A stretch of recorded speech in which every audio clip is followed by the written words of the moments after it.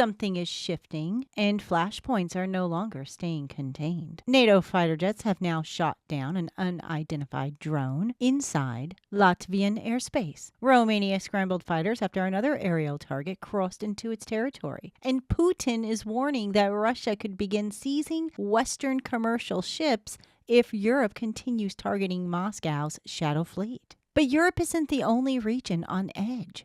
In the Strait of Hormuz, the United States says its naval blockade of Iran can continue indefinitely, while the UAE is accusing Iran of attacking 2 more oil vessels. NATO airspace, Western shipping, the Strait of Hormuz. These are no longer isolated headlines. The pressure points are beginning to connect, and the world is moving deeper into wars and rumors of wars. Here's what happened in just the last 48 hours. On August 12th, Putin said that Russia would begin seizing European commercial vessels in retaliation if EU countries start confiscating Russian ships linked to Moscow's so-called shadow fleet. He made the statement while overseeing the Russian Pacific Fleet drills in the Far East. The warning was reinforced by Pacific Fleet commander, who said that the Russian forces are ready to inspect and detain vessels belonging to unfriendly states and that interagency coordination for such actions is already in place. So why does this matter? Well, it raises a possibility that a Russia-West confrontation could move directly into commercial maritime traffic, potentially involving ships that are tied to NATO countries, well beyond European waters. And Putin explicitly said that retaliation would not necessarily be limited to the waters where Russian vessels might be seized. Now, the UK government has defended its seizure of a Russian shadow fleet oil tanker in the English Channel. The Smythros has been anchored off Weymouth after the Royal Marines commandos intercepted and boarded the vessel in a first-of-its-kind operation to disrupt the sanctioned tanker in June. Western nations allege that Russia has been operating a shadow fleet of hundreds of vessels to evade international sanctions imposed on its oil export. These vessels stand accused of using complex ownership structures and various tactics to obscure the origin of their cargo, masking their link to Russia. The UK Ministry of Defense says that Russia has a fleet of more than 700 vessels that are responsible for carrying 75% of the country's sanctioned oil. This oil is a critical lifeline for the Kremlin in sustaining Russia's war in Ukraine. Meanwhile, NATO plans to send new weapons to the Pacific and pose a threat to Russia in the region, according to President Putin on Wednesday. He said, unfortunately, the potential for conflict is growing here. NATO is making inroads here. It's not clear which weapon systems Putin was referring to, but the United States, NATO's most influential member, is moving its attention towards the Indo-Pacific as China's military drills begin to swell. The U.S. permanently deployed advanced F-35 fighter jets, which are capable of launching some of the most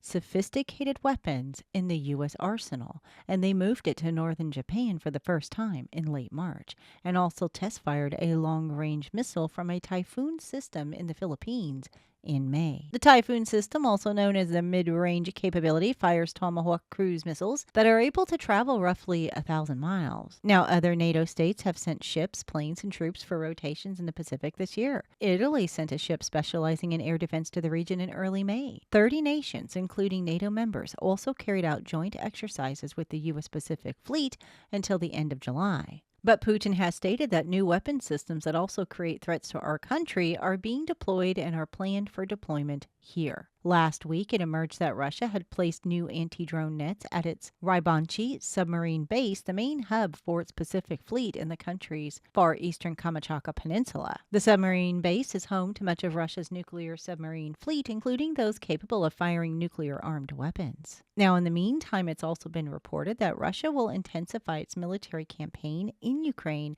and seek to destroy every element used by the West to sustain Kyiv's war effort. This is according to the foreign minister, Lavrov. The top diplomat was commenting on actions by Ukraine and its Western supporters that they claim are intended to pressure Moscow into peace negotiations. Russia continues to seek a lasting, reliable, and sustainable settlement to the conflict and cannot agree to suspend it. His remarks came in response to a series of Ukrainian attacks that caused mass civilian casualties. The minister said that Moscow would not resort to the same tactics, but warned that its response would become increasingly severe. He said, "We will not sink sink to their level. Instead, we will adopt much harsher methods to destroy everything that enables the West to fuel Ukraine's war machine. We are already doing this, and they are already moaning. Now, over in Romania, during a Russian overnight attack on August 13th, near the Romanian border, Romania scrambled 2 fighter jets after an unidentified aerial target entered Romanian airspace. Romania's defense ministry says the target remained inside the country for about 10 minutes before leaving back towards Ukraine.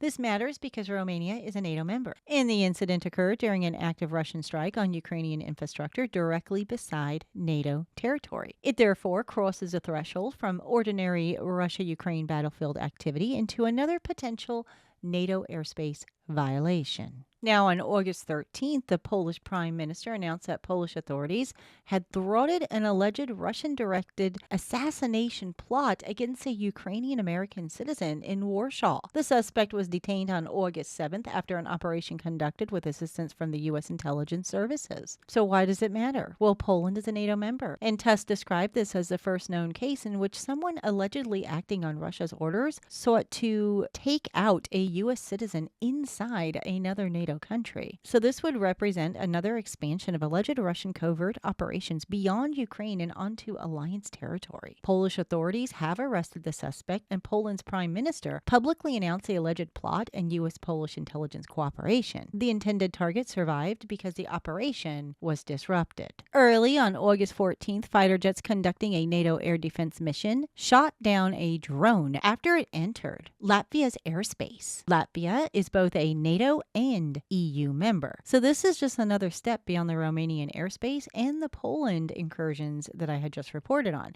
NATO aircraft has now actually engaged and destroyed an unidentified drone over its alliance's territory. Finland simultaneously imposed temporary aviation and maritime restrictions in parts of the eastern Gulf of Finland as a precaution against possible drone activity. Now, the wider Baltic environment is especially tense because Russia reportedly shot down 15 drones over its Leningrad region overnight, which is close to Finland and Estonia, while NATO countries bordering Russia have already been reinforcing security around critical infrastructure. This, of course, is a very meaningful escalation because the critical next question is whose drone it was and whether the incursion was accidental or deliberate. Now, on August 13th, U.S. Defense Secretary Pete Hegseth said that the United States has enough naval forces to maintain its blockade of Iranian ports indefinitely, rotating ships through the region as necessary. The statement comes as ceasefire efforts have stalled and Iran continues to keep normal traffic through the strait that is severely restricted. Washington is no longer presenting the blockade merely as a short-term lever during negotiations. The U.S. currently has tens of thousands of troops and more than 20 warships in the Middle East. Forces have already redirected more than 55 commercial vessels, boarded 2 and disabled 3 while enforcing the blockade. Earlier this week, a U.S. Navy helicopter fired Hellfire missiles into a ship after allegedly ignored U.S. warnings. At the same time, the UAE says that Iran attacked 2 vessels transiting the strait on August 13th, while Iran continues to insist that the strait will remain blocked until its conditions are accepted. And it doesn't stop there. On August 13th, the United Arab Emirates accused Iran of attacking 2 vessels belonging to the Abu Dhabi National Oil Company while they were transiting through the strait. No injuries were reported, but the UAE foreign minister accused Iran's Revolutionary Guards of acts of piracy and said that the attacks threaten regional stability and global energy security. This comes as Saudi Arabia faces continuing Houthi attacks and an attempted naval blockade while trying to avoid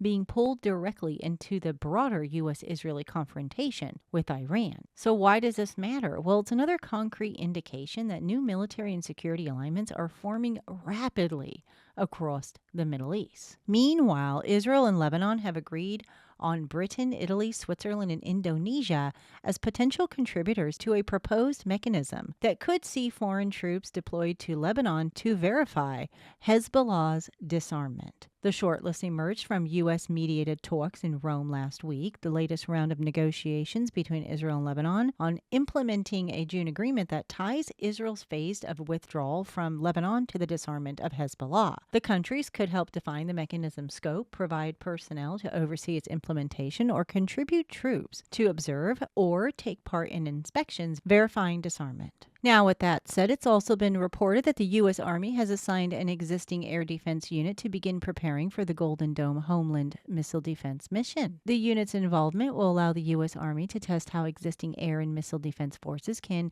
integrate into a broader system designed to detect, track, and defeat threats against the U.S. homeland. The effort could shape how Golden Dome combines sensors, interceptors, command networks, and operational formations into a layered defense against increasingly complex missile threats. So it definitely looks like they're taking precautions in case the United States homeland is attacked. Meanwhile, the USS Abraham Lincoln aircraft carrier has been deployed for more than 250 days, including over 200 days without a port call. Now, there's reports of harsh conditions and mounting strain on the crew as the U.S. prepares to send the USS George Washington to the Middle East in previously planned rotation. So these sailors have been at sea for 250 days, 200 of those days without a port call. So that's got to be stressful for them. So we got to remember to keep our military in our prayers, you guys. They really do need it. So wow, you guys, a lot happening around the world as it pertains to the prophecy,